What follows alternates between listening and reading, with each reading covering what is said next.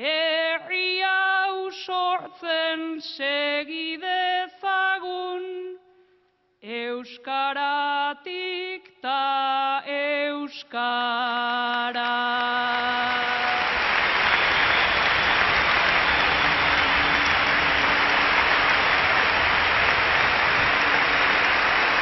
Hortxe txapeldun berriaren azken agurra.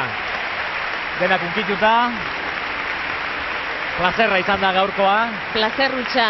Hortxe genuen Maialen Lujambioren azken agurra, azken bertsoa.